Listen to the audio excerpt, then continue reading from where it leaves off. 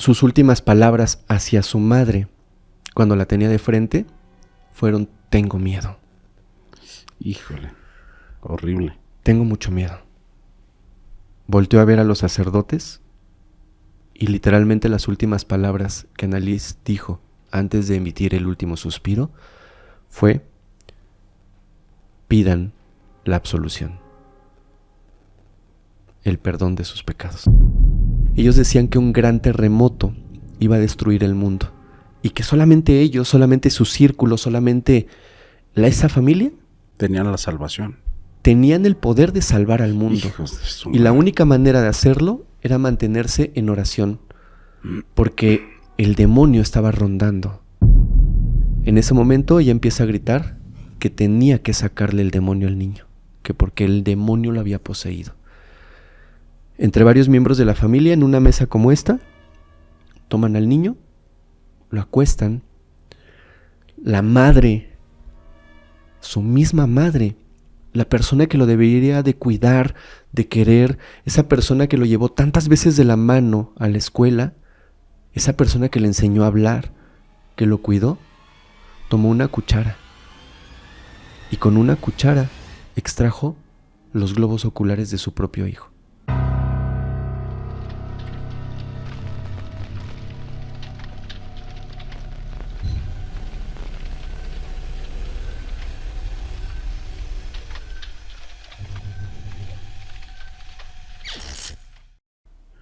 Saludos y bienvenidos, amantes de lo desconocido, a un nuevo capítulo de Más allá del miedo con Jesús de Nazaret Martínez. En esta ocasión, queridos seguidores, estamos con Fermex. Amigo, ¿cómo estás? Muy buenas tardes. Muchas gracias, amigo. Muy bien, aquí estamos. Te agradezco mucho por tomarte el tiempo de venir, platicar conmigo, pues, hablar de estos temas que tanto nos gustan. No, hombre, al contrario, es un gusto y un saludo a toda tu audiencia. Gracias, amigo. Y antes de comenzar, quiero comenzar con una pregunta que siempre les hago a mis nuevos participantes en nuestros programas. ¿El mundo sobrenatural es más real que el mundo natural? Lo es. ¿Tú qué crees sobre eso? Lo es. Creo, en lo personal, que es una combinación de ambos. Porque justamente nosotros que vivimos en lo que podemos llamar el mundo natural, cuando nos encontramos con lo sobrenatural, quedamos sobresaltados, quedamos sorprendidos. Y es cuando nos damos cuenta que realmente ambos mundos pueden en algún momento unirse y circular por la misma línea. Y eso es lo fascinante de ambos mundos. Que quienes creemos que sí existe un mundo sobrenatural, en algún momento sí o sí nos vamos a cruzar con él. Claro, no, excelente respuesta. Y para comenzar con estas temáticas, amigo, antes de comenzar, yo creo que pues ya muchas personas te conocen. ¿Quién eres y qué es lo que haces? Sí, bueno, mira, a mí me conocen como Fermex, me llamo Fernando. Yo soy host de un canal que se llama Criminalmente. En Criminalmente pues van a encontrar mucho contenido. Como su nombre lo dice, hablamos básicamente de todos los temas acerca del crimen.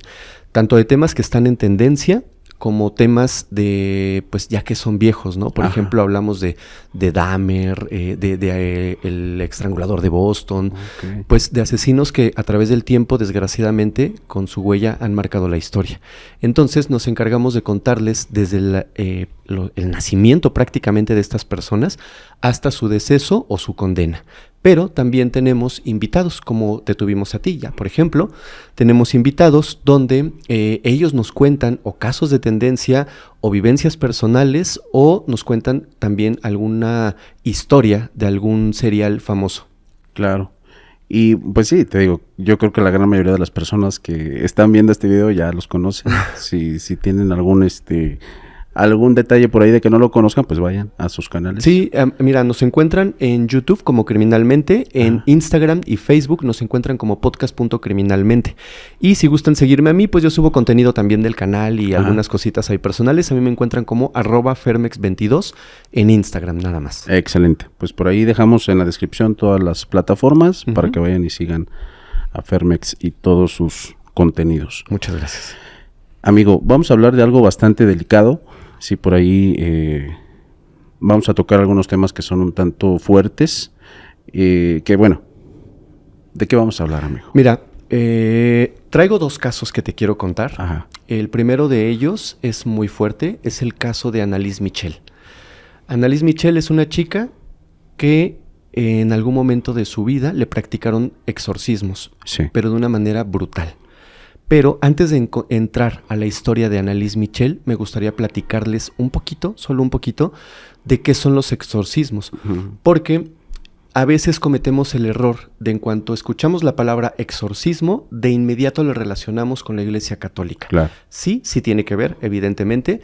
Los sacerdotes, el Vaticano, etcétera, tienen incluso un área designada para los exorcismos, ¿no? Gente especializada en este tipo de prácticas.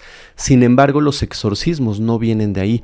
Y los exorcismos no son como nos los ha mostrado el cine, la literatura, la televisión, Hollywood y las películas. La historia de los exorcismos viene de muchísimo tiempo atrás. Viene desde Mesopotamia, viene desde Grecia.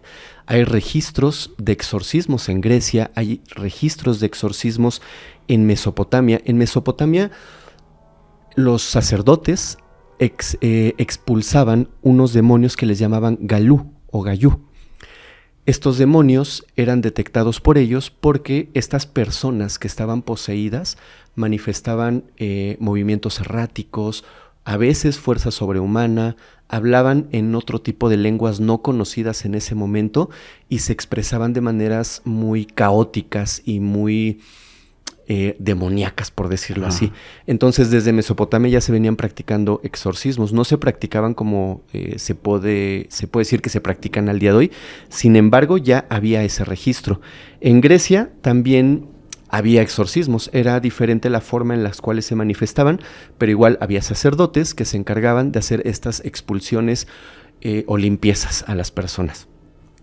Para el año de 1614 es que la Iglesia Católica ya establecida establece lo que es el Rituale Romanum, que es básicamente un libro o una guía, un compilado de cómo llevar a cabo los exorcismos, cuáles básicamente los lineamientos y los pasos que se deben de seguir para que una persona que se dedica a esto lo haga de la manera correcta desde el punto de vista de la Iglesia Católica. Dando su versión. Dando su versión, exactamente. Si te das cuenta, en todas las culturas, religiones, han existido ese tipo de expulsiones o exorcismos, como les llama la Iglesia.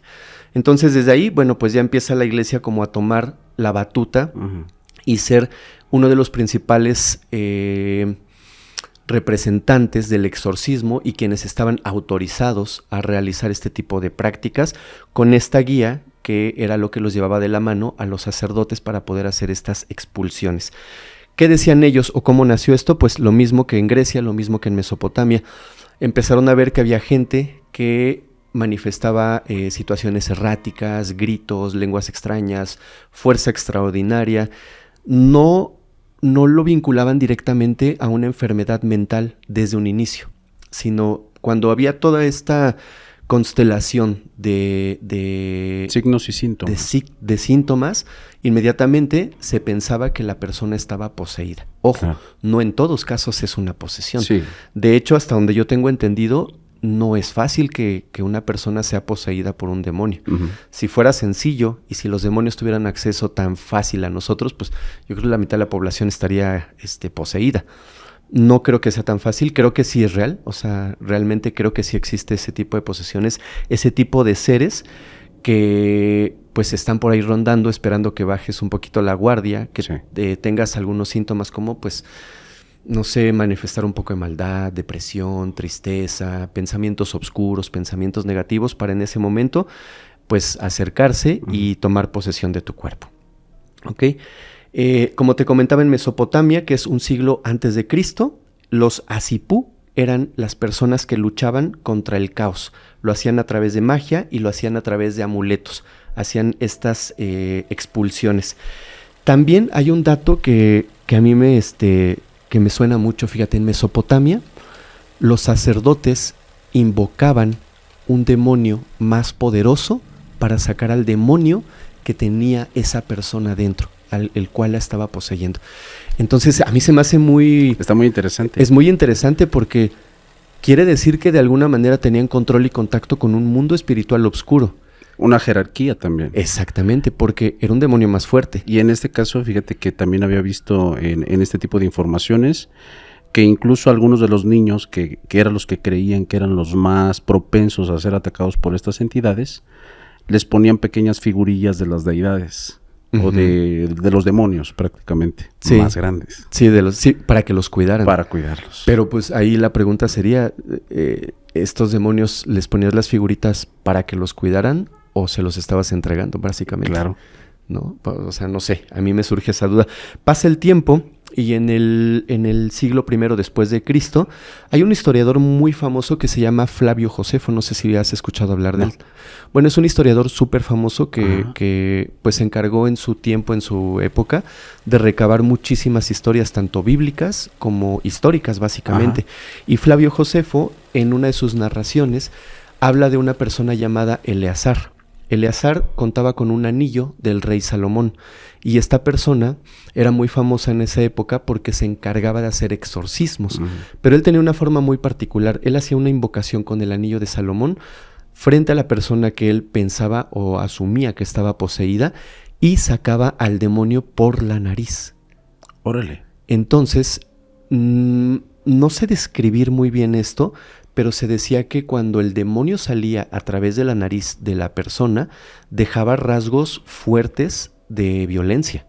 O sea, realmente lo lastimaba, lo sangraba, le podía llegar incluso a romper. Con estas palabras que Eleazar decía, el demonio era expulsado, pero antes de irse siempre se encargaba de dejar una muestra de su paso por el cuerpo de esa persona. Rompía tejidos, o sea, eso es lo que escribe Flavio Josefo. Y Flavio Josefo no solamente escribe, como te digo, sobre exorcismo, sobre Eleazar, también describió en algún momento la vida de Jesús, también sus pasajes de los apóstoles, de María, etcétera. O sea, era una persona, un historiador, básicamente, de la época, y se encargó de hacer o de recabar todo este tipo de datos. Entonces, como se pueden dar cuenta, los exorcismos no son nuevos, no pertenecen propiamente a la Iglesia Católica, tienen una historia mucho más antigua y en algunos casos, como veíamos en Mesopotamia, mucho más oscura. Claro. Hasta ahí, ¿cómo ves? No, pues está bastante interesante todo este antecedente que mencionas. Ahora, fíjate, de hecho, el exorcismo, creo yo, y corrígeme o corríjanme si estoy mal o si mi deducción es mala, todos los días, al menos en Ciudad de México, se hacen una cantidad enorme de exorcismos. ¿Qué es el exorcismo? Una persona que asumes que tiene el demonio dentro o la maldad y a través de un ritual lo expulsas. ¿Qué es lo que hacen cuando bautizan a los niños? Lo estás entregando prácticamente a una deidad. No, pero le estás expulsando. Sí, estás expulsando el pecado. Estás expulsando el pecado, estás expulsando el mal a través de un ritual que es en una pila de agua. Así es. Y lo entregas a Dios. Así es. Que eso no está mal. Lo que estoy diciendo es que lo que están practicando los sacerdotes es básicamente un exorcismo ligero, pequeñito. Ligero, pero esto no es que yo me lo estoy inventando. A través de la historia se sabe que cuando un converso quería entrar a la religión católica en la antigüedad, se tenía que someter a un exorcismo, y parte de este exorcismo era precisamente el bautizo. Cualquier converso que quisiera aspirar a entrar al catolicismo tenía que llevar a cabo ese exorcismo, a veces de maneras un poquito violentas, a veces simplemente bastaba con hacer este ritual del bautismo y con eso era más que suficiente. O sea, no me lo estoy inventando, es parte de la historia y de lo que yo he leído en algunos libros, eso lo dice tal cual. Tiene sentido. Sí, tiene sentido porque si tú venías de otra religión, los sacerdotes católicos asumían que venías del paganismo, que venías del pecado, que venías de la oscuridad. Entonces, antes de recibirte y de que te convirtieras al catolicismo, tenías que ser sometido a un exorcismo a través del bautismo y a través de otros rituales. Claro, y principalmente liberarte del famoso pecado original. Bueno. O sea, liberarte desde el primer pecado que tuviste. Sí, exactamente. Bueno, digo, si nuestro pecado fue nacer, una disculpa, pero pues sí, ¿no? No puedes hablar de exorcismos, no puedes hablar de todo este tipo de cosas sin mencionar precisamente al padre del exorcismo, básicamente, que es el padre Gabriel Amort. ¿Lo conoces? Sí, claro. Bueno, Gabriel Amort decía que en su haber tenía más de 70,000 exorcismos realizados, no todos con éxito. Sin embargo, tenía un número difícil de superar, ¿no? Sí, por cualquier claro. sacerdote de la antigüedad o actual. 70,000 exorcismos registrados, documentados, que él realizó a través del tiempo. Él fue el exorcista principal de Roma. Él fue el fundador, por llamarlo de alguna manera, no el primero, pero sí en la era moderna de los exorcismos, y el que más experiencia se decía que tenía, el que era el indicado, porque además se decía que tenía no solamente el conocimiento ni la experiencia, sino también un don para lidiar con estos demonios que poseían a las personas. Entonces, en su haber tenía, repito, más de 70,000 exorcismos, no todos exitosos. En algunos de ellos perdió a las personas, o sea, perdían la vida. Literalmente, pues morían en el acto del exorcismo. Muchos otros se salvaron, muchos otros perecieron, muchos otros quedaron con secuelas. Pero la realidad es que Amort era pues un experto en todo esto y representaba al Vaticano. Él decía que los demonios eran reales y que no era un juego y que debería de tomarse en serio todo esto. La historia de Amort es muy larga, no la vamos a platicar, es muy interesante, pero es extremadamente larga y tiene muchísimas experiencias con esto de los exorcismos y dejó documentados muchos libros, dejó documentados muchos casos. Él murió en el año 2016 y murió con una frase de advertencia. Ajá. Y una de sus últimas frases decía, y cito, literal, el demonio nunca descansa. Él era muy respetuoso de todo lo que hacía, era muy respetuoso de los rituales y creía fervientemente tanto en su fe católica como en la existencia de estos seres oscuros que poseen a las personas. Hasta aquí es lo que quería compartirles un poquito acerca de la historia de los exorcismos, porque a mí no me gusta pensar o limitarme a que los exorcismos vienen solo de la Iglesia Católica. Y el cine, Hollywood, películas, creen series, que de ahí proviene. te hacen creer que los exorcistas, o los únicos exorcistas que han existido a través del tiempo, pues son los que vienen de la Iglesia Católica, del Vaticano, los permitidos, los autorizados. Sí, ellos tienen un libro, sí, ellos tienen una guía, pero no son los únicos. A través de la historia han existido. ¿Qué nos dice este hecho de que a través de la historia hayan existido? Que la Iglesia Católica no fue la primera en poner los ojos en unos seres oscuros que sí existen. Ya lo hicieron los griegos, ya lo hicieron los romanos, ya lo hicieron en Mesopotamia, que es una de las culturas más antiguas que existe en el mundo. Eso nada más nos deja un registro de saber que esos seres sí existen, que están ahí y que están acechando. Y desde hace mucho tiempo. Y desde hace mucho tiempo, desde antes de Cristo, antes de la Iglesia Católica, antes del catolicismo, antes de todo eso, ya hay registros. Entonces quiere decir que sí. Hay demonios muy, llamémosle famosos, Pazuzu, por ejemplo, que viene precisamente de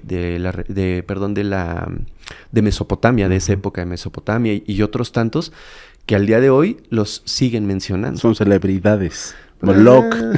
Pues por llamarlos de alguna manera. Sí. Hasta ahí, como ves, ¿tienes alguna pregunta acerca de los exorcismos? No. Si yo supiera un poco, con no, gusto. Sí está muy, muy bien explicado de tu parte cómo manejaban todas estas cuestiones de los exorcismos. Nosotros sí hemos adentrado por ahí en estos temas de cómo se manejaban, sobre todo en la religión católica, de que son un compendio de recolecciones de otras culturas.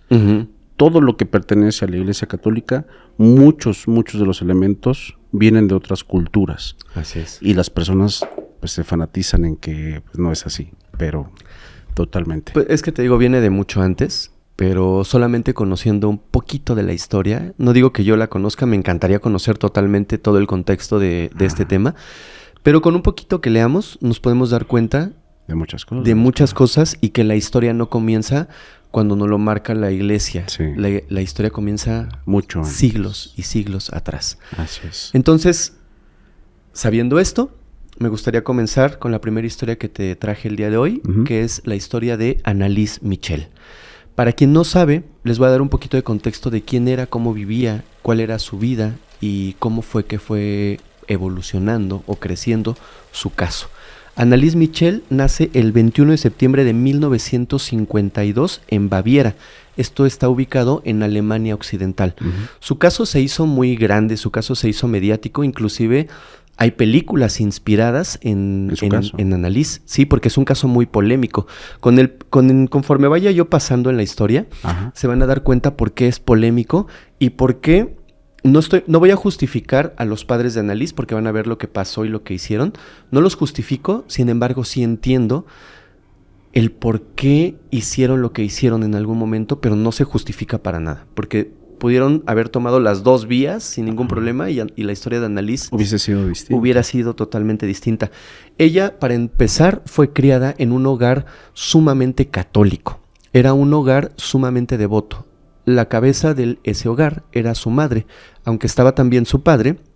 La cabeza, quien mandaba, quien llevaba todo los lineamientos de la casa, era la mamá, y era una persona sumamente entregada a Dios, era una persona que todos los días rezaba, que hacía que sus hijos rezaran, que hacía que su esposo rezara, que se entregaran a la oración, que fueran a misa, que cumplieran básicamente los mandamientos, que no fallaran en absolutamente nada, porque tú pensarías que una persona como ella es una persona totalmente recta, pulcra, intacta en su proceder, pero no. Todo esto tiene un origen. Antes, la madre de Annalise, en algún momento de su pasado, antes de que ella naciera, tuvo una hija fuera del matrimonio. Y esta niña murió. Uy. Entonces, para la época... Era algo inaceptable. Estamos hablando de los años 40, más o menos, cuando ella tuvo a su hija. Annalise nace en el 52. Y su madre, ya tiempo atrás, había tenido este desliz, así como lo veía ella. Entonces ella pensaba en algún momento que había caído en el pecado, que había sucumbido, que había pecado de una manera que ya no había redención. Entonces es por eso que en algún momento se entrega con tanta fe y fervor, creo yo, buscando un perdón que nadie le solicitó, pero aún así ella lo empezó a buscar y es así que se empieza a formar de una manera en la cual, y lo digo con mucho respeto, rebasa los límites de la creencia y entra en esa delgada línea del fanatismo. Entonces, esto es muy importante conocer este contexto, porque gracias a ese fanatismo, a ese fervor por la religión, es que decide hacer lo que hace más adelante. Pasa el tiempo y, bueno, Annalise crece bajo esta rígida moralidad de su madre, bajo estas reglas. Sin embargo, cuando Annalise cumple los 16 años, tiene un evento que empieza a cambiar caóticamente su vida. Tiene una convulsión. Sí. Sufre una convulsión espontánea. Nada extraño, nada demoníaco, nada del otro mundo. Pensaron que esa convulsión podría haber sido ocasionada por el calor del día, porque era muy pequeña, porque era delgadita. Quizás algo en su cuerpo hizo que convulsionara y ya. La llevaron al doctor y fue diagnosticada entonces con epilepsia causada por el lóbulo temporal. Claro. Los padres dijeron que estaba bien, empezaron a darle su medicamento, empezaron a atenderla, pero notaron algo. Con el medicamento, con el tratamiento, con las visitas al doctor, con el paso de los meses, con el paso del tiempo, Annalise no mejoraba. Por el contrario, su estado iba empeorando. Estas convulsiones, la epilepsia, todo esto empezaba a ser cada vez más constante. O sea, no mejoraba. Por el contrario, iba empeorando cada día que pasaba. Pero aunado a todo esto, Annalise empezó a manifestar otro tipo de situaciones. Empezó a decirles a sus padres que en la oscuridad de su cuarto veía demonios, que en la oscuridad de la noche empezaba a ver sombras, que escuchaba voces, que veía gente pasar que no estaba o que no existía ahí. Entonces los padres ya tomaron otra postura, como ya una postura más religiosa, ¿no? Pero sin tomar en cuenta que era parte de la enfermedad. Sí, podría ser, porque estamos hablando que tenía epilepsia y además uno de sus lóbulos frontales estaba dañado. No soy médico, pero supongo que si está dañado, quizás eres propenso a estas alucinaciones. Pero también para la época no estaba tan avanzada la medicina como para hacer un diagnóstico quizás de esquizofrenia, combinado con la epilepsia. O sea, podría ser el caso, no sé. Pero no estaban tan avanzados en esa época. Estamos hablando de los años 50. No es lo mismo un diagnóstico al día de hoy que en esos años. Ha habido muchos avances y hoy a lo mejor con un encefalograma o alguna otra cosa pueden determinar algo más certero. Pero en ese entonces no. Entonces los padres empiezan a ver que Annalise tiene estas manifestaciones, estas alucinaciones y se empiezan a preocupar ya de una manera distinta. Siguen atendiendo de alguna manera la parte médica, pero empiezan a rezar, empiezan a orar. No digo que esté mal.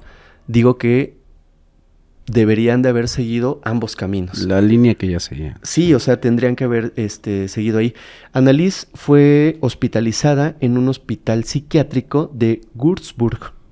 En ese hospital, fue donde empezaron a documentar estas alucinaciones, empezaron a documentar este tipo de situaciones donde ella veía cosas. Aquí te voy a hacer una pregunta. Annalise, además de este tipo de alucinaciones, cuando estaba en el hospital, empezó a manifestar rechazo total a figuras religiosas. ¿Ok? Yo tengo una teoría, a lo mejor coincide con la tuya. ¿Por qué crees tú?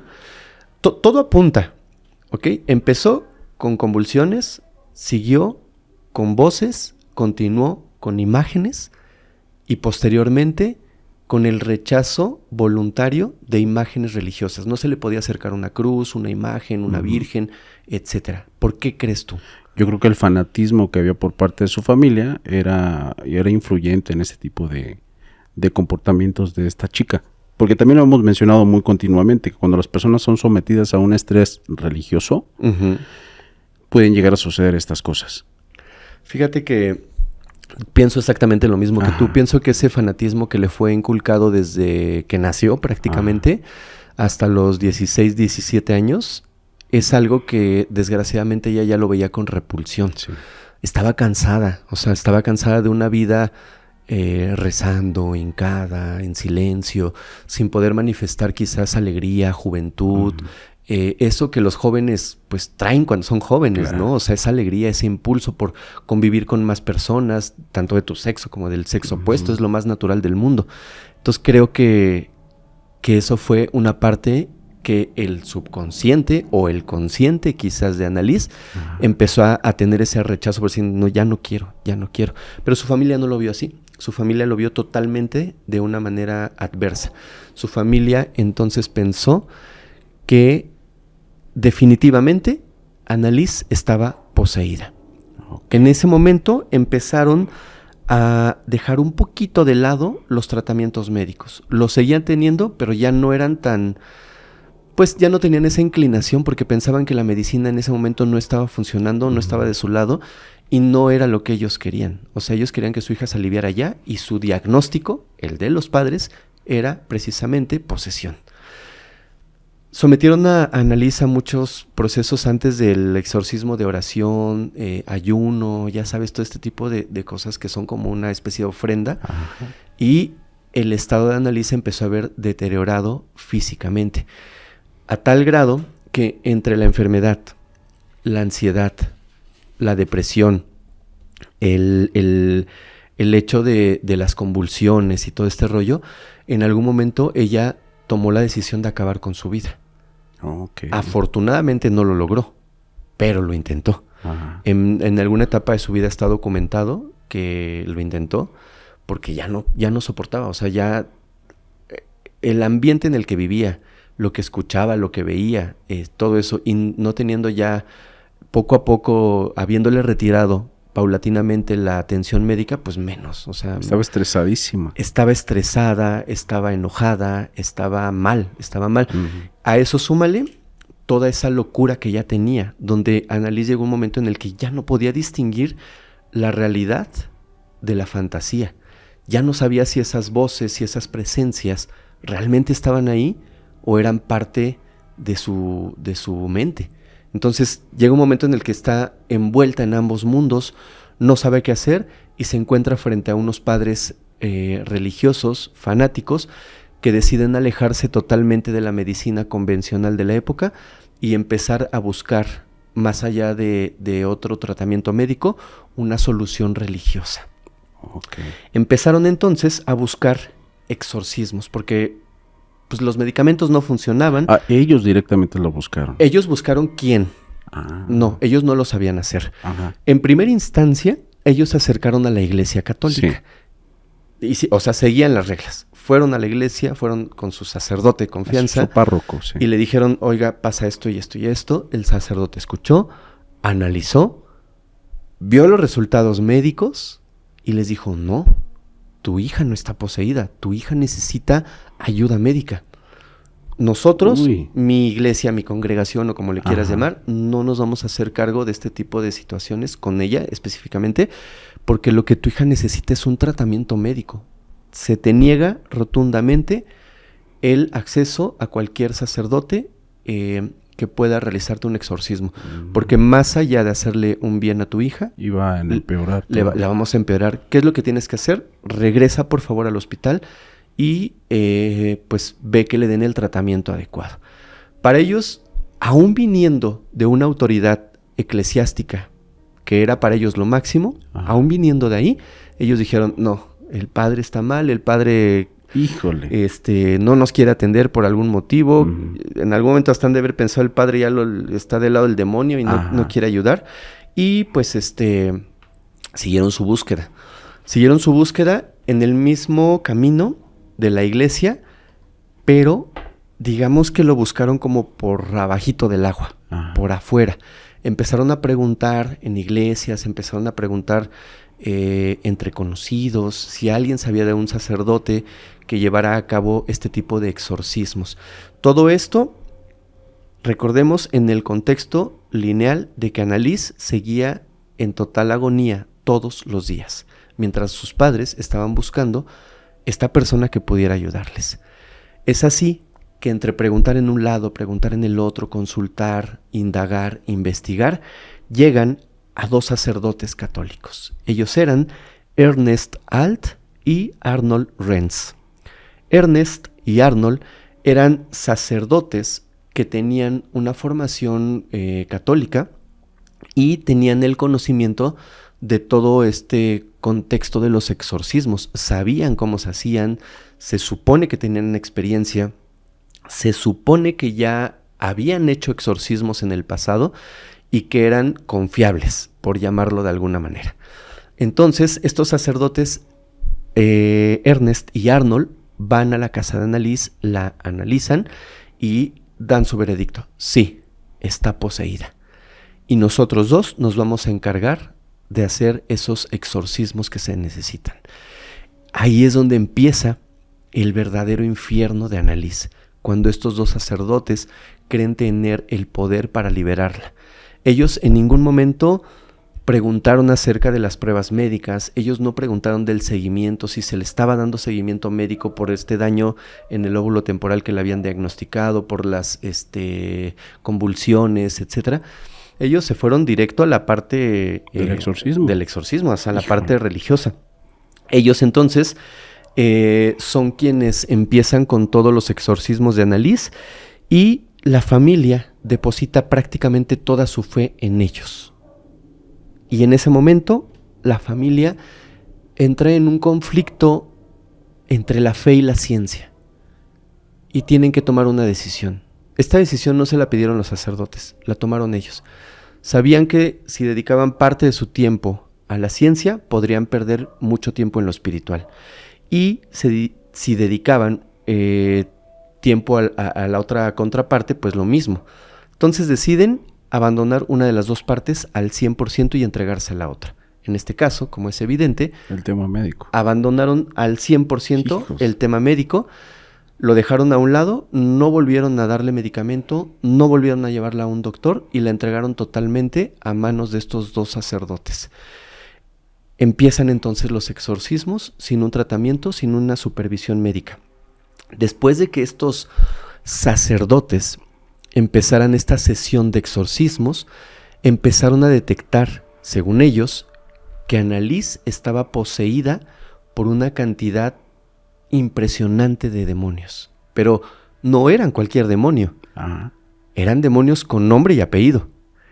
Dentro de ellos se decía que estaba Caín, Judas, Lucifer, Nerón, y no te imaginas quién era uno de los más famosos. Lo voy a decir, espero que lo puedas poner. A ver. Hitler. Órale. El señor del bigotito alemán, Ajá. por si lo censuraste. Estos eran los más famosos que estaban en posesión del cuerpo de Anneliese. Esto fue lo que los sacerdotes Albert y Ernest determinaron. Ajá. Ellos decían que estos personajes estaban dentro del cuerpo de ella, además de muchos otros, ¿eh? Uh-huh. Estos exorcismos, es importante mencionar que se realizaban 2 veces a la semana Uh-huh. y tuvieron, mientras Anneliese obviamente estuvo en vida, una duración de 11 meses. 2 veces por semana durante 11 meses, cada sesión duraba en promedio 4 horas. No manches. Pero eran 4 horas de sufrimiento. Anneliese era atada a veces a una silla, Anneliese era atada a veces a una cama, para poder hacer estos exorcismos. Ella se movía de una manera violenta, gritaba de una manera violenta, trataba de soltarse, era muy horrible. De hecho, no sé si lo vayas a hacer, pero me gustaría, si puedes, cuando hagas la edición de este video, hay 42 horas de grabación en audio de Anneliese Michel. Hay un audio en particular, si quieres te lo comparto, Uh-huh. donde se escuchan los gritos de Anneliese Michel. Pero aquí es donde quiero partir la historia. Aquí es donde me gustaría también tu opinión. A partir de este momento empiezan los exorcismos, pero entonces cambia todo el panorama. Yo te dije inicialmente que si era un tema médico, Uh-huh. que había documentos que pues daban fe de que estaba enferma, de que tenía daño en el óvulo temporal, que las alucinaciones podrían ser parte de eso, muchas cosas. Pero ¿qué pasa cuando todo esto se parte? ¿Y qué pensarías tú si te digo que en esas grabaciones la voz de Anneliese se empieza a distorsionar? Cambiaba de muy agudita a muy grave. Pero no solo eso, Anneliese hablaba en varios idiomas. Anneliese, según sus padres, no conocía más allá del alemán. O sea, eran de origen alemán, hablaban alemán y quizás alguna lengua por ahí de su ciudad natal, porque hay variantes. Pero no hablaba más que eso. Y empezó a hablar en lenguas antiguas, Ajá. empezó a hablar en latín, empezó a hablar en pues idiomas que no tenían registrado que lo supiera. Desde ahí yo me haría la primera pregunta, ¿cómo lo hacía? ¿Cómo cambiaba la voz? Bueno, podría ser Ajá. una explicación ahí que alterara su propia voz, pero cómo empezó a hablar en lenguas antiguas. Ahora, más allá de eso, los sacerdotes registraron o empezaron a registrar en un momento de los exorcismos que empezó a adquirir una fuerza impresionante, Okay. a tal grado que movía o la cama o los movía a ellos, siendo 2 hombres adultos y grandes. Recordemos que estamos hablando de una chica de 16 años que para ese momento ya tenía severos problemas de desnutrición, Okay. anemia, era flaquita. Muy complicado que hiciera eso. Muy complicado. Te voy a dar un dato que te iba a dar más adelante, pero Anneliese, cuando pierde la vida, está registrado que pesaba 30 kilos. Uy. ¿Sabes lo que es eso? No, pues, O sea, su capacidad de levantamiento de peso sería no, y una personita, nulo. además con desnutrición, anemia, problemas de salud severos, no comía, no dormía, todo el tiempo se la pasaba ayunando. ¿Cómo podía mover a 2 hombres? ¿Cómo podía mover una cama? ¿Cómo podía manifestar esa fuerza física impresionante? Hay casos registrados a través de la historia donde personas que son sometidas a un estrés muy fuerte pueden llegar a tener una fuerza increíble, como el caso por ahí que está de una madre que se voltea el carro Y levanta su hijo queda abajo y levanta el carro, ¿no? Pero, se entiende. Pero, ¿tú crees que Anneliese estaba bajo ese contexto? ¿O tú cómo explicarías cambio de fuerza sobrehumana y el total dominio de lenguas antiguas? Fíjate que ahí tengo varias, podrían ser varias teorías. En la cuestión de la voz, pues está registrado que hay personas que tienen capacidades incluso de emitir de forma voluntaria. Uh-huh. Tal es el caso de las personas que practican que interpretan como sonidos musicales con la boca. Big Boss. Hay algunos que lo dominan de una forma impresionante. Entonces, por ese lado, yo podría decir que sí puede haber algunas capacidades humanas como para poder hacerlo. la cuestión de el hablar las lenguas. Lo dudaría dependiendo de quién lo determina.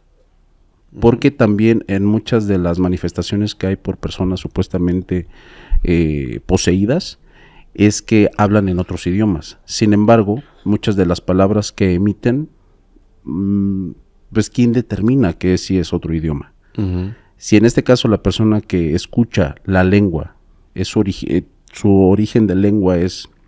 Sí, la habla... Él habla con, por ejemplo, un inglés, uh-huh, y dice, oye, esto lo que está diciendo es algo bien claro, ¿eh? O sea, que diga así palabras o conversaciones largas o extensas, bien dichas. En ese caso sí me parecería algo verdaderamente sorprendente. Y el otro que era la cuestión de la fuerza, el sansonismo, que también es una de las manifestaciones que dices que en ocasiones hay por determinadas sustancias, determinada emoción que hay en ciertos momentos. Había escuchado por ahí en algunos de los casos que tienen que ver con sansonismo, también de personas que tienen problemas de desnutrición, que no tienen las capacidades musculares, por diversas razones. Sí sería algo bastante complicado, pero yo sí había visto algunos casos que tienen que ver con estas cuestiones. Fíjate, pero sí está muy raro. La cuestión del idioma la justificaron porque el idioma que más hablaba durante las sesiones era latín. Ajá. Y dicen que lo hablaba muy bien. Fluido. Ajá. Eso sí está extraño. No, pero ahí te va. Una de las explicaciones de las personas que son detractores del caso, tomemos en cuenta que Annalise toda su vida estuvo dentro de la Iglesia Católica. Ah, claro. Buen dato. En aquel entonces... Las misas eran en latín. 50, sí había misas que se podían dar en latín. Los sacerdotes hablaban entre ellos en latín. Sí. Y estamos hablando que teníamos una chica dentro de un contexto religioso muy profundo. Muy rígido. Sí. Entonces hay personas que dicen que hubiera sido muy normal que con el paso de los años, el escuchar todos los días, por eso hice mención muy específica, de que todos los días rezaban, todos los días iban a la iglesia, todos los días se metían en oración. ¿Tú crees que su mamá no le daba a leer libros en latín? Claro, de forma inconsciente. Sí, claro. Entonces es muy probable que teniendo contacto con el idioma desde niña, pues lo aprendes como nosotros aprendimos el español, sin libros, sin nada, simplemente de escucha. Así aprendimos nosotros a hablar español. Claro. Entonces es probable, pero se le trata de buscar una explicación a todo esto. Pasa el tiempo y la condición de Annalise, a través de estas 4 horas de sesión de exorcismo 2 veces a la semana durante 11 meses, evidentemente hacen mella en la salud. Si ya de por sí estaba deteriorada, con todo esto, con todo este sufrimiento, pues su salud se fue hasta el piso, pero hasta el piso. Estamos hablando de 11 meses de sufrimiento. Estamos hablando de 11 meses de mala alimentación, de nula atención médica, ni un suero, ni un medicamento que le ayudara, nada, o sea, nada. Simplemente lo que los sacerdotes decían. Ellos no pararon nunca, Ellos nunca, además de ver su condición, por ahí sí, no sé si vas a poner, pero hay fotos de Annalise, se ve en un estado mal. O sea, mal. Y el audio que te digo es realmente desgarrador. O sea, cuando lo escuchen, le van a bajar. Entonces, con el paso del tiempo, con el paso de los años, Annalise empieza a tener un deterioro, pues ya, muy fuerte. Todos estos síntomas, recordemos que empezaron entre los 16 y 17 años. Pasaron algunos años entre la búsqueda yo se los conté rápido, pero pasaron algunos años entre la búsqueda de los exorcismos y los tratamientos médicos. Para cuando todo esto concluye, cuando el último año de vida de Annalise, ella ya tenía 23 años. O sea, no fue tan rápido, pero sí el último año fue crucial para su salud. Cuando tenía 23 años es cuando te contaba yo que pesaba 30 kilos. O sea, imagínate una persona adolescente, casi más bien entrando a la edad adulta, de 30 kilos. Una niña de 30 kilos. Las fotos no me dejan mentir, o sea, se ve en una condición horrible, se ve muy mal. Hay una cuestión que está muy fea, que cuentan sus padres y los médicos. En algún momento de final de su vida, ella empezó a hacer genuflexiones. ¿sabes qué? Es como hincarse, pararse, hincarse, pararse, Sí. hincarse, pararse. 600 genuflexiones seguidas. Híjole. Como resultado, se rompió los ligamentos de las rodillas. Y no le bastó. Con la poca fuerza que le quedaba, la siguió haciendo. Órale. Es una de las cosas que tampoco tiene tanta explicación. Ujú. Se rompe, o sea, yo creo que, bueno, yo me pego en la rodilla y ya no camino, amigo. Sí, O sea, claro, me claro. pego en un mueble y yo... Ahora imagínate 600 genuflexiones y que de pronto sigas haciendo el mismo movimiento aún con los ligamentos rotos, pues está cañón. Claro. En la última etapa de su vida, 30 kilos, desnutrición, anemia, locura. Ya no sabía quién era. En su lecho de muerte tuvo un mínimo momento de lucidez. Ahorita te voy a decir por qué. El 30 de junio de 1976, Annalise muere a los 23 años. Tras 67 sesiones de 11 meses de exorcismos. 67 exorcismos. Todos ellos brutales, todos ellos amarrada, todos ellos retorciéndose, todos ellos en condiciones de salud pues totalmente deplorables, sin atención médica. En su lecho de muerte, sus últimas palabras hacia su madre, cuando la tenía de frente, fueron: tengo miedo. Híjole. Horrible. Tengo mucho miedo. Volteó a ver a los sacerdotes y literalmente las últimas palabras que Annalise dijo antes de emitir el último suspiro fue: pidan la absolución, el perdón de sus pecados. Y murió. Pareciera que ahí termina la historia. Sin embargo, ahí entra la parte, llamémosle, de la justicia, la parte criminal.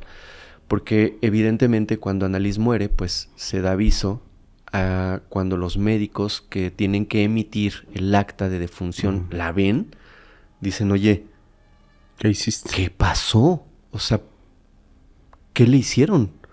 Y es cuando empiezan a hacer pues la autopsia, empiezan a determinar qué le pasó. Ahí es donde se determina que tenía malnutrición, que tenía anemia, que tenía locura, que no dormía, que no comía, ayunos prácticamente constantes. Entonces, los médicos determinan que no solamente había sido causa de su enfermedad el deceso, sino que más allá de la enfermedad había existido negligencia. ¿Por parte de quién? De los padres. Claro. En contubernio con los sacerdotes, ¿no? En alguien tenía que caber la razón y no fue en ellos precisamente. Y hubo personas detenidas. Sí, por supuesto, pero no te va a gustar el final. Hubo personas detenidas, detuvieron a los padres, Ajá. detuvieron a los sacerdotes. Se les pudo haber acusado fácilmente, creo yo, de un crimen imprudencial, porque no fue literalmente que la quisieran matar. Ujú. Sin embargo, de manera imprudencial, la llevaron hasta la muerte. Se hace un juicio, se empiezan a deslindar responsabilidades, la iglesia por su parte se acerca a los sacerdotes y de alguna manera los excomulga temporalmente, por llamarlo de alguna manera, diciéndoles que pues no pueden ya hacer este tipo de prácticas y se tienen que alejar de la iglesia. Ah, fueron excomulgados. Ajá. Pero solamente el castigo por parte de la justicia para los sacerdotes fueron 3 años en libertad condicional. O sea, nada. Pues o sea, sí. podían andar otra vez por la calle mientras no volvieran Como si nada. a hacer algo malo, pues la libertad estaba condicionada a eso simplemente. Los padres, ¿por qué? Porque el juez y la iglesia dijeron: a ver, los sacerdotes no son directamente responsables de la salud de esta persona porque no son sus padres. ¿Ellos ejercieron el acto del exorcismo? Ujú. Sí. ¿Porque así lo determinaron? Sí. La iglesia católica dijo no, pero ellos dijeron sí. Ok. Asuman su responsabilidad estando fuera de la iglesia y con este juicio donde les dan 3 años de libertad condicional. Pero no son los responsables de la salud de ella. Los responsables de la salud de Annalise Michel son los Michel, sus padres. Ujú. ¿Por qué entonces tendrían que juzgar a los sacerdotes por algo que no era su responsabilidad. Ojo, esa es la opinión de la iglesia, no mía. Sí. Entonces es por eso que se les da esa pena tan básica. Y a los papás no se les hizo nada. A los padres era a quienes realmente se les debería de haber juzgado. Ante la ley, el juez encargado examinó los datos, el juez examinó pues todo el historial. ¿Sabes cuál fue la determinación del juez? Dijo, los padres de Annalise ya han sufrido demasiado. Todo esto empezó cuando ella tenía 17 años y está muriendo a los 23. ¿No les parece demasiado sufrimiento? Ya no los hagamos sufrir más. Se compadecieron. Y los dejó en libertad. Los dejó en libertad y pues no se hizo más allá de eso. No se hizo justicia. Si quieres verlo por la parte de la justicia tal cual, no hubo tal. Los padres quedaron libres con quizás la carga de conciencia de haberle quitado la vida a su hija de una manera imprudencial. Los sacerdotes pues desaparecieron de la luz pública y ahí termina esa parte de la historia de Annalise Michel sin ninguna consecuencia inmediata. Sin embargo, más adelante, evidentemente este caso se hace mediático, se hace famoso, aunque sucede en Alemania, pues de alguna manera se conoce a nivel mundial. Entonces, en 1984, obispos alemanes pidieron al Vaticano revisar este libro del cual te hablé al principio, para que se pudiera revisar y reescribir el rito del exorcismo. Ok, sus métodos, cambiarlos. Sí, con la intención de que no volviera a pasar algo así. O sea, ser un poco más estrictos. Esto fue solicitado en el 84. Hasta el año de 1999, casi 300 años después de la última modificación de este libro, es que el Vaticano decide hacer o poner una pequeña cláusula, un inciso extra. Este inciso decía que todos aquellos que realizaran un exorcismo y fuesen pertenecientes al Vaticano o a la Iglesia Católica, tenían que tener, además del permiso explícito por la Iglesia para realizarlo, no como Ernest y Albert que no lo hicieron, tenían que tener conocimientos médicos básicos. No quiere decir que tendrían que ser un médico general con especialista en, no sé, otra cosa. No. Tenían que tener conocimientos psicológicos, psiquiátricos y médicos. Porque de esa manera, al momento de estar frente a una persona a la cual iban a exorcizar, podrían tener una arista más de posibilidades para saber si esa persona estaba realmente poseída o si era un caso médico. Claro. Algo que hasta ese momento no determinaba. El sacerdote llegaba y decía, sí, exorcismo porque está hablando en lenguas y porque tiene fuerza. Claro. No, se les dio la capacitación, se supone, para poder determinar tanto psiquiátrica, psicológicamente y médicamente si esa persona realmente era apta para hacerle un exorcismo o no. Entonces, a partir del 99, se incluye este requisito dentro de estos sacerdotes exorcistas, donde tienen que tener estos conocimientos médicos.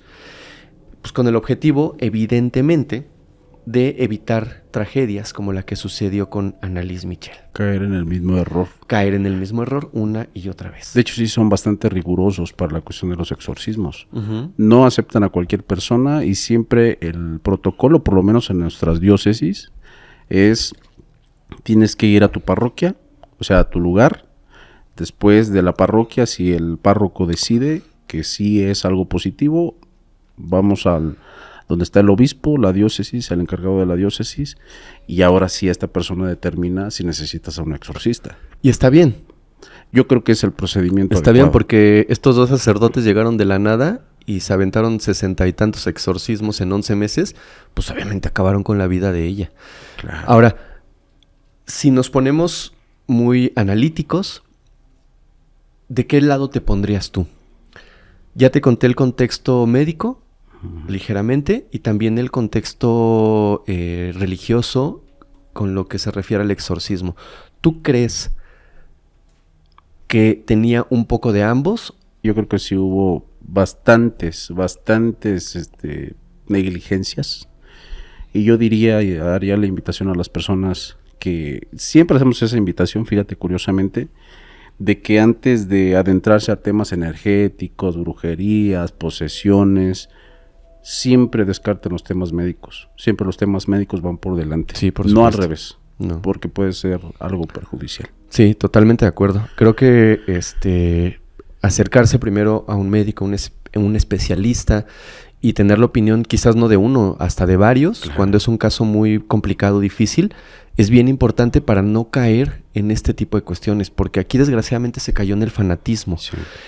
Y una vez que cruzaron esa delgada línea, se Claro. acabó. Sí, Se acabó. Y hay finales.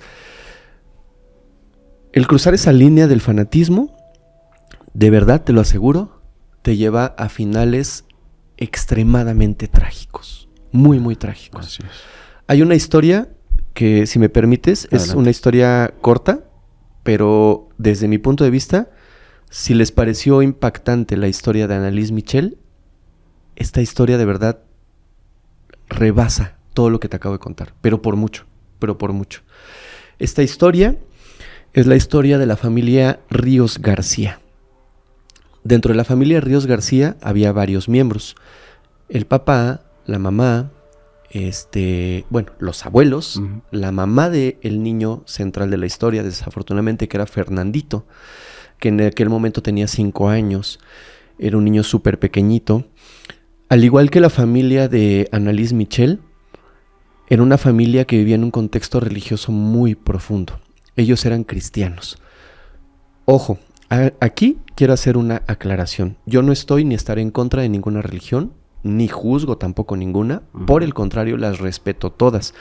Pero en el cristianismo, en el catolicismo, en los testigos de Jehová, en todos, siempre hay alguien que puede cruzar esa línea del fanatismo. Ujú. No quiere decir bajo ningún contexto que la religión esté Sea mal. mala, No, sí. para nada. Pero hay gente que cruza esa línea por su propia decisión. Totalmente. ¿No? Más allá de los pastores, más allá de las enseñanzas, hay gente que decide cruzarlo. Y no es culpa ni de los cristianos, ni es culpa de la iglesia, ni de la religión, ni nada. ¿Ok? Solamente son personas que por su propio pie y mano deciden cruzar esa ligera línea. Ajá. ¿Ok? Entonces, esta familia estaba sumergida eran cristianos.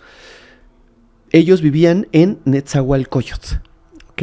Que para quien no es de acá o no conoce, esto es en el Estado de México. Se le llama Ciudad Neza porque es enorme, Sí. es muy grande y está en las periferias de aquí de la ciudad.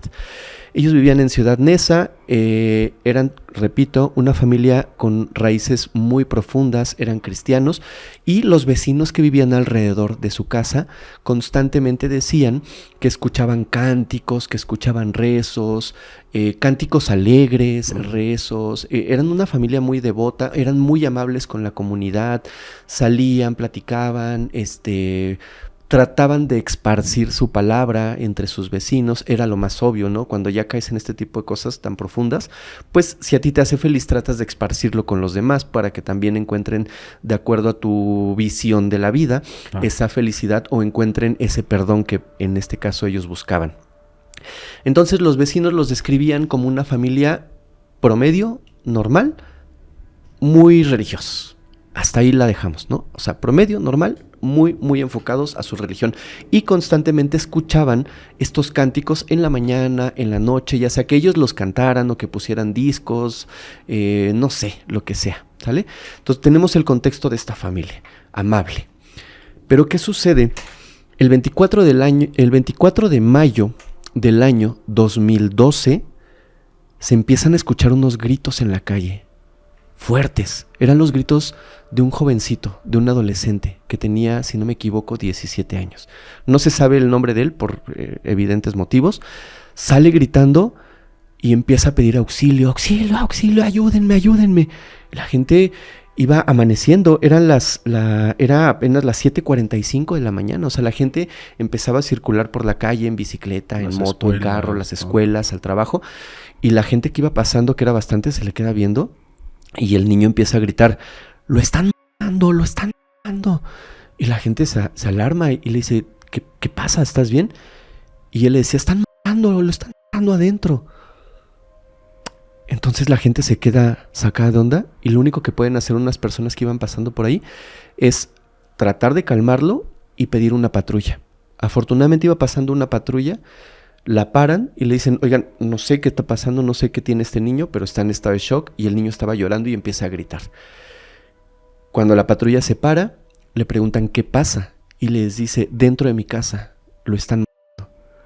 Los policías no saben qué onda, sacan sus armas, se meten a la casa y lo que encuentran, Nazaret, era una escena dantesca.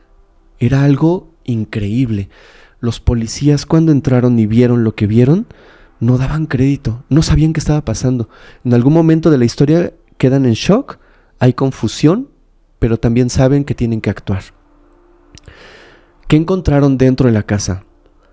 Dentro de la casa estaba la familia completa en la cocina. Creo importante decirte quién era la familia completa. Esta familia estaba conformada por María del Carmen Ríos, que en aquel momento tenía 23 años. Identifiquémosla como la madre de Fernandito, María del Carmen.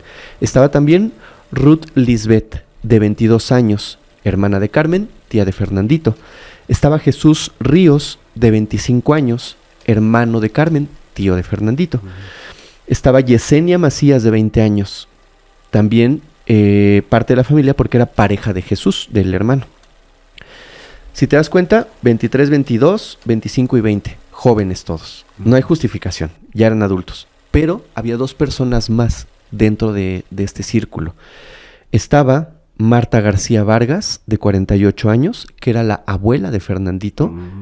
Y estaba Ciro Ríos Benítez, en aquel momento de 57 años, abuelo de Fernandito, pareja y esposo de Marta. ¿Por qué es importante darte el contexto de quiénes estaban? Porque te estoy hablando que eran puros adultos. Había gente ya mayor que tendría que haber tenido conciencia de lo que estaban haciendo. Antes de decirte qué encontraron dentro de la casa, te quiero dar el contexto de qué pasó 4 días antes. Durante 4 días antes a esta fecha, los vecinos empezaron, cuando se les hace se toma la declaración, empezaron a manifestar que los cánticos empezaban a subir de tono, cada vez más fuertes, cada vez más constantes y cada vez en horas más inusuales. Por ejemplo, en la madrugada, 3, 4 de la mañana, a las 6, o sea, que no dormían o qué onda, ¿no? O sea, no había un descanso. Notaron también que esta familia que regularmente salía a la calle en las mañanas con sus hijos para llevarlos a la escuela, lo dejaron de hacer durante 4 días. Durante 4 días, a piedra y lodo, se encerraron en su casa. No había manera de salir. Y los cánticos eran cada vez más intensos. Los vecinos lo notaron, pero jamás imaginaron lo que iba a pasar ahí. Pensaron que estaban, no sé, en una oración profunda o haciendo ayuno o estas cosas que luego la gente hace pues como una ofrenda, ¿no? Que no está mal, pero pues eso pensaron ellos. 4 días que no se les vio la cara en la calle, ni a ellos ni a los niños. Más adelante se supo que estos adultos que te acabo de mencionar, todo este tiempo se mantuvieron en oración casi por turnos para no dejar de orar. Okay. Y a los niños, que en este caso era Fernandito, otro menor, y el joven de 17 años que salió gritando, los encerraron en un cuarto de la casa con llave prácticamente para que no salieran. Ellos no podían ser parte de estos cánticos ni de este ritual. Los policías encontraron veladoras dispuestas a lo largo de la mesa de la cocina y a estas personas alrededor de esta mesa. Cuando ellos entraron, después de que ya te puse en antecedente de qué pasó 4 días antes, encontraron a María del Carmen con su hijo, Fernandito, en brazos. Todo estaba lleno de líquido hemático. Todo era un caos. Las veladoras prendidas, todo manchado de rojo por todos lados. Los demás adultos tenían la mirada al centro, ida, como si no supieran qué estaba pasando. Pero nadie movió un dedo, nadie levantó una mano. Todos estaban en shock. En algún momento pensaron los policías que estaban bajo el influjo de alguna sustancia. Puede ser. Cuando voltearon a ver a la madre de Fernandito, que lo tenía en sus brazos, vieron algo que los horrorizó. La sangre, el líquido hemático, venía de la cara del niño. No tenía ojos. Hijos. Sus globos oculares estaban muy dañados. Si no me equivoco, uno de sus globos oculares, el del lado derecho, ya no tenía presencia. Y el del lado izquierdo estaba extremadamente dañado, colgando prácticamente el nervio óptico. Los policías no sabían qué estaba pasando. La mamá los sostenía y volteaba a verlos, en shock. La hermana, con las manos rojas, era partícipe de lo que había pasado. ¿Pero qué pasó? Más adelante, cuando se les toman declaraciones, ellos dicen que el fin del mundo se acercaba. ¿Recuerdas el 2012? Sí. Y todas las teorías. Ellos decían que un gran terremoto iba a destruir el mundo. Y que solamente ellos, solamente su círculo, solamente esa familia Tenían la salvación. tenían el poder de salvar al mundo. Hijos de su Y la madre. única manera de hacerlo era mantenerse en oración, porque el demonio estaba rondando. Se mantuvieron 4 días en oración, previo a la fecha que ellos calculaban era el fin del mundo. En algún momento de estas oraciones, sale Fernandito de alguna manera de su cuarto, la madre lo ve y le dice, ya estás aquí, ya no te puedes regresar, únete, lo toma de la mano y le dice, cierra los ojos. Imperantemente le dice, no los puedes abrir por nada. Te estoy hablando de un niño de 5 años, no de un adulto, un niño que no tenía conciencia de lo que estaba pasando en ese momento. Y le dice, no puedes abrir los ojos. El niño, siendo niño, mantuvo sus ojitos cerrados un tiempo y después la madre descubrió que los abrió y que estaba viendo fijamente todo lo que estaba sucediendo ahí. En ese momento ella empieza a gritar que tenía que sacarle el demonio al niño, que porque el demonio lo había poseído. Entre varios miembros de la familia, en una mesa como esta, toman al niño, lo acuestan. La madre, su misma madre, la persona que lo debería de cuidar, de querer, esa persona que lo llevó tantas veces de la mano a la escuela, esa persona que le enseñó a hablar, que lo cuidó, tomó una cuchara y con una cuchara extrajo los globos oculares de su propio hijo. Era increíble la escena que encontraron los policías, no daban crédito. Cuando le toman la declaración y ella dice todo esto, todo el mundo queda en shock. Es tu hijo. ¿Cómo pudiste hacerle eso? Ella dice que el demonio se había apoderado de él y que el sacarle los ojos era la única manera que había posible en ese momento de continuar con este ritual para salvar al mundo. Inmediatamente, después de que los policías la encuentran, hacen un llamado a una ambulancia para poder trasladar a Fernandito a que le den rápidamente pues los primeros auxilios y pues lo lleven al hospital. No bastó con la ambulancia. En la ambulancia, si no me equivoco, tuvo 1 o 2 paros cardíacos, evidentemente por la pérdida de los globos oculares de una manera tan brusca. Los paramédicos afortunadamente lo lograron estabilizar, lo trajeron prácticamente a la vida varias veces. Hacen un llamado al municipio de Netzahualcóyotl y les dicen, esto que está pasando nos está rebasando, o sea, no podemos con esto. Inmediatamente el municipio de Netzahualcóyotl pide un helicóptero para que cuando la ambulancia llegara, inmediatamente lo suben al helicóptero y trasladan al niño a la zona de aquí de Polanco, que está muy cerquita, a un hospital de especialidades. En el hospital de especialidades lo movieron de uno a otro, me parece. Estuvo primero en uno e inmediatamente le dijeron aquí no se puede hacer nada y lo trasladaron a otro ahí mismo en Polanco. Lo atienden, los médicos hacen absolutamente todo lo que estaba en sus posibilidades para salvar al niño. Desafortunadamente uno de los globos oculares ya no tenía presencia en el rostro y el otro, como te dije, estaba prácticamente colgando el nervio óptico, que es un nervio muy largo, sí, pero ya no había manera de salvarlo. Quedó ciego. O sea, ya no había manera. Los médicos lo que hicieron y trataron de hacer en ese momento fue salvar su vida, ya no su vista. Estuvo en terapia, estuvo en recuperación muchísimo tiempo. Hay una persona que falta en esta historia, por la cual no me has preguntado, y que creo que es muy importante mencionar: el papá. ¿Dónde estaba el papá? El padre de Fernandito estaba separado de María del Carmen desde tiempo atrás. No tenía contacto con ella frecuentemente, sin embargo sí con su hijo, ¿no? O sea, sí lo frecuentaba, sí ayudaba, etcétera.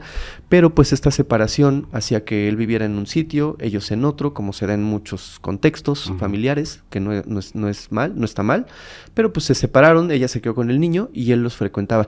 Se hicieron algunas indagatorias para ver si el padre estaba mezclado en todo esto y se determinó que no. El papá, cuando recibió la noticia, pues obviamente se quedó en shock, no sabía qué estaba pasando, nunca pensó que su esposa pudiera ser capaz, o su ex esposa, ser capaz de hacerle esto al niño. Entonces él se hace presente, se le hacen las investigaciones correspondientes, se deslindan responsabilidades y pues está al tanto del niño. Mientras tanto, todas estas personas que te mencioné terminan pues detenidos. Se les lleva a juicio, mientras Fernandito se está debatiendo entre la vida y la muerte prácticamente. Pues a ellos los agarran, no tuvieron oportunidad de huir, ¿no? Porque recuerda que llegó la ambulancia, se lleva al niño, pero se quedaron los policías. Claro. Entonces detuvieron a todos, no hubo oportunidad de que nadie se fugara. ¿Y sí se hizo justicia? Sí se hizo justicia. Sí, podríamos decir que sí, porque están en prisión. Están en prisión todos están en prisión.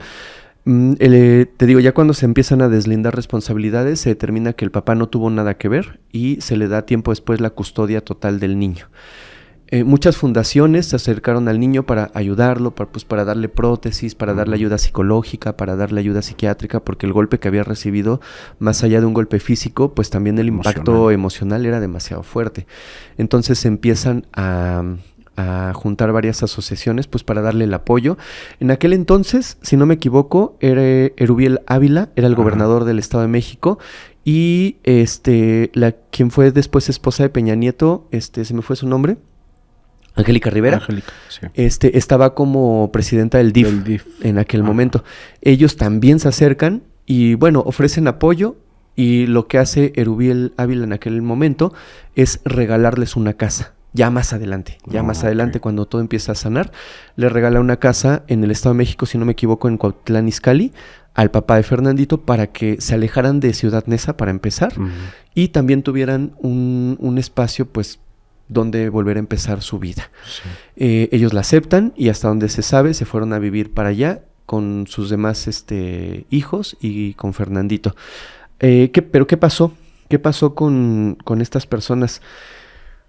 Hay un interrogatorio por ahí que anda en internet, donde le preguntan directamente a la madre, a María del Carmen, le preguntan: ¿qué relación tenías con el menor lesionado? Era mi hijo. Fría.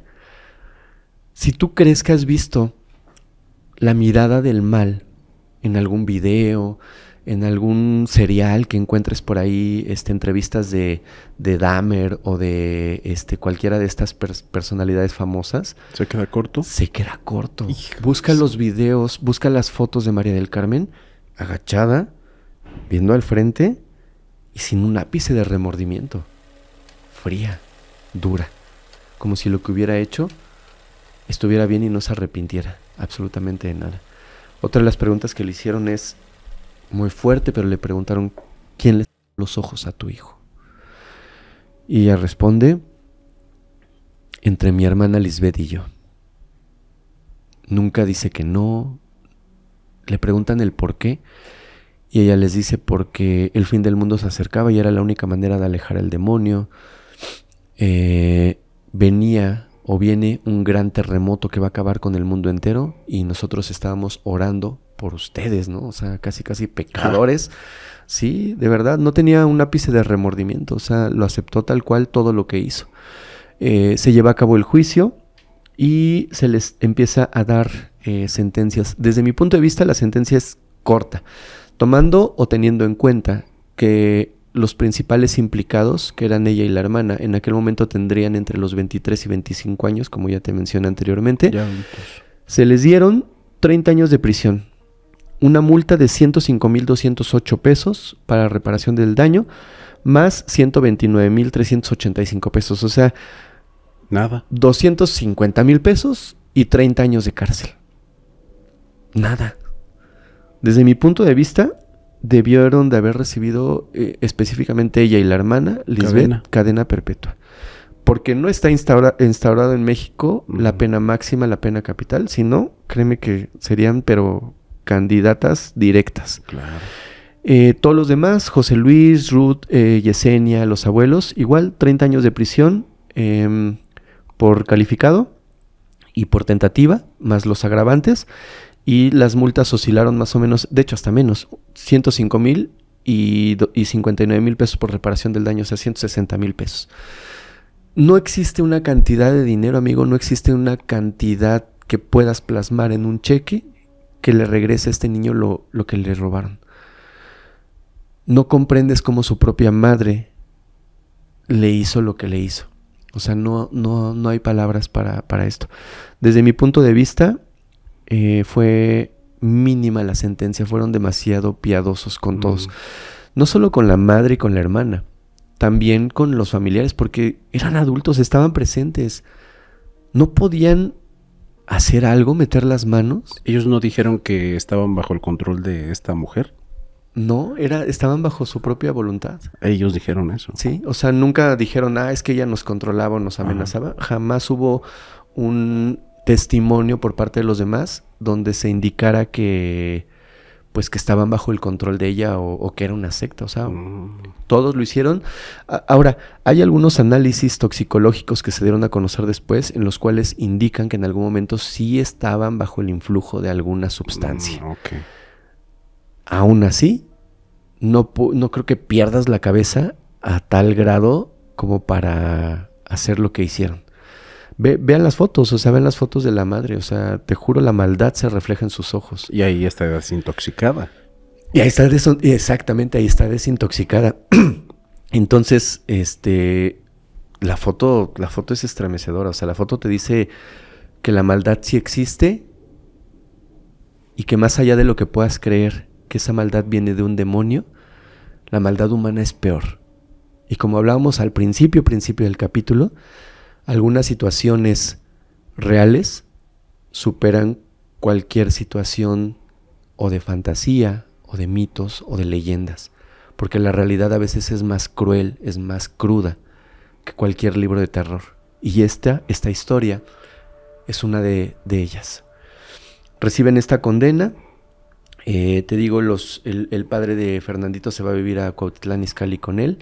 En algún momento de la historia se les pierde el rastro, deja de ir el niño a sus terapias y ya no se sabe mucho de ellos.